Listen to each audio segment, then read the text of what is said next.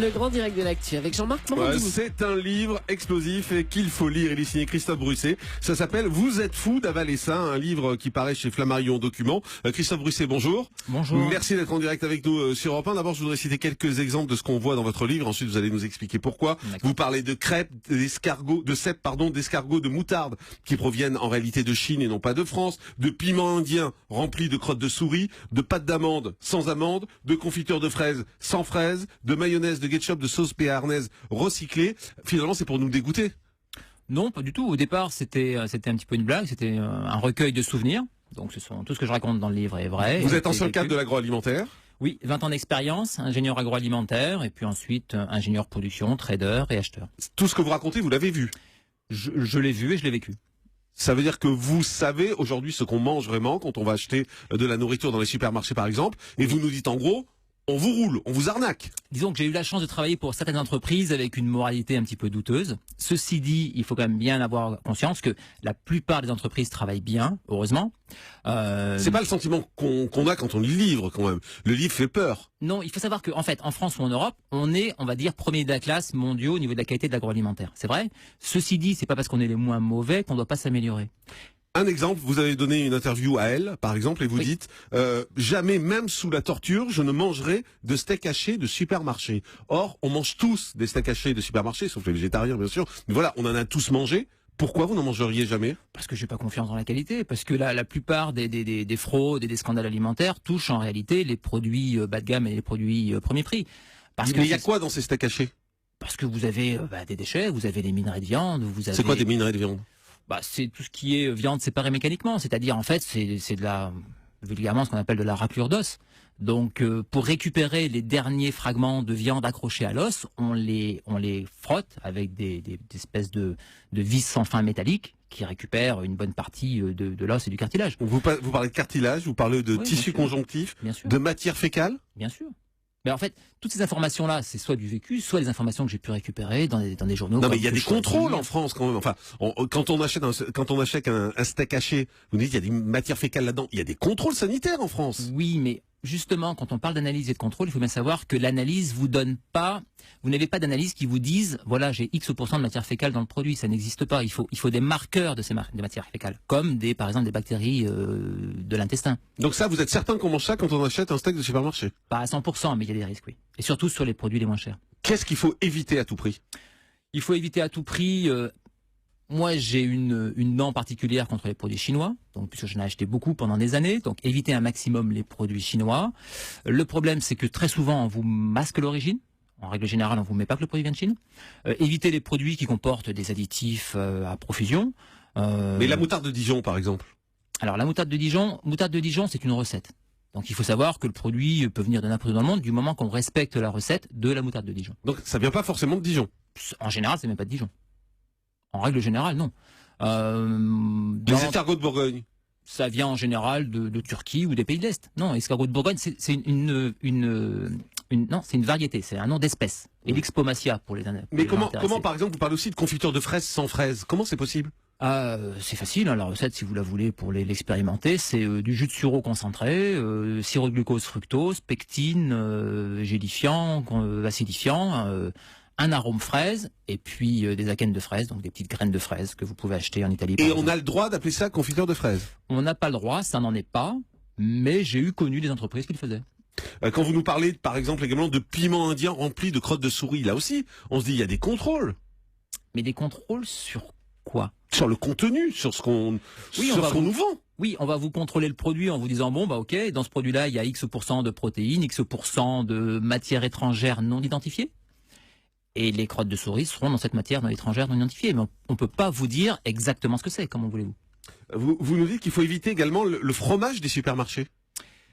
Alors c'est pareil, pas tous les fromages, mais au niveau fromage, c'est assez compliqué pour le consommateur pour s'y retrouver. Mais vous avez différentes catégories en termes de fromage. Vous avez les fromages purs fromage, après vous avez les fromages fondus, vous avez les préparations fromagères et vous avez les hors appellation. Et ces choses-là, préparation fromagère et fromage fondu, sont réglementées. Vous pouvez pas faire n'importe quoi, mais c'est une façon de dégrader la qualité. Et vous pouvez la dégrader encore davantage en proposant des fromages hors appellation ou des préparations fromagères hors appellation. Et il y a quoi dans ces préparations fromagères? En règle générale, vous avez déjà un maximum d'eau. Hein, c'est le but, puisque dans l'alimentaire, c'est quand même l'ingrédient le moins cher. Donc, le but, c'est d'incorporer un maximum d'eau et ensuite de remplacer le fromage par des sous-produits. Donc, protéines végétales, matières grasses végétales, protéines de lait éventuellement, etc., etc. Il y a eu le scandale, on s'en souvient, le scandale des lasagnes de cheval, enfin avec de la viande de cheval en tout cas. Aujourd'hui, c'est fini ces histoires, on est tranquille. Pour la viande de cheval, probablement. Mais non, je pense que dans quelques temps, vous aurez d'autres scandales sur d'autres produits. Et ensuite, en même temps que les problèmes des lasagnes et la viande de cheval, on avait le scandale du clambuterol qui a fait aucun bruit. C'était quoi ça? C'était le clambuterol, c'est un anabolisant qui est utilisé pour traiter les chevaux. Vous aviez en Angleterre, par exemple, à peu près 9000 chevaux abattus par an, et on s'était rendu compte qu'à peu près 5 à 600 chevaux, carcasses de chevaux, contenaient du clambuterol. Ces chevaux-là n'étaient pas consommés en Angleterre, étaient exportés en France, où ils étaient consommés, et où le clambuterol était recherché de manière aléatoire. Donc on repérait chaque année 3-4 cas qu'on pouvait enlever, mais vous aviez à peu près 500 à 600 chevaux imprégnés qui étaient consommés en France. Aujourd'hui, quand on achète des plats préparés, en supermarché ou des plats surgelés par exemple, on sait vraiment ce qu'on mange, s'il y a de la viande et s'il y a des choses comme ça, on sait vraiment quelle est la viande, il y a un suivi, non, il y a des marqueurs? Non, on ne sait pas, et je veux dire, même... On sait toujours pas, malgré le scandale des lasagnes de cheval. Souvent, même les industriels, quelquefois, savent pas vraiment ce qu'ils achètent et ce qu'ils vendent. Hein, regardez l'affaire... Enfin, ils savent bien ce qu'ils mettent dans leur lasagne ou dans leur plat préparé. Pas forcément, regardez la viande de l'affaire des chevals. Il y a une chaîne avec des producteurs, des fabricants, des intermédiaires, des producteurs, des vendeurs, des distributeurs, etc., etc. Vous avez, pour un produit, vous avez 5 à 6 personnes impliquées dans la ligne. Celui qui, en dernier lieu, vend le produit, c'est pas forcément ce qu'il y a dedans.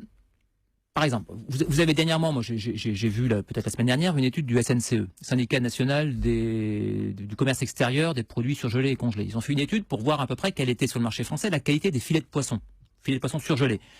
Ils se sont rendus compte que 48%, vous voyez, c'est 48%, c'est pas rien, des filets de panga, donc Pangasius, c'est un filet de poisson le moins cher, 48% étaient gonflés à l'eau.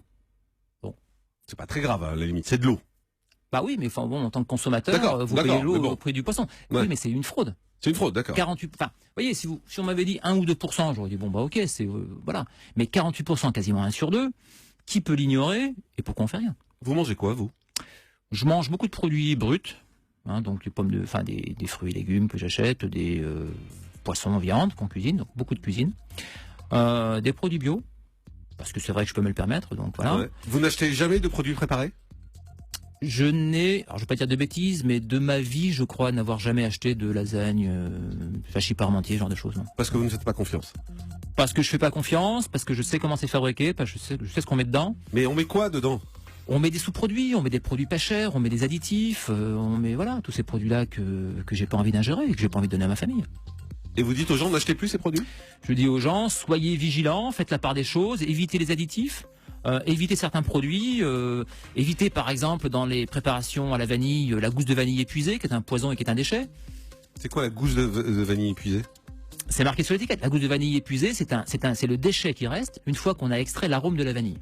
Avec un solvant organique type hexane, on extrait l'arôme vanille. Ce qui reste, c'est comme du marc de café, si vous voulez.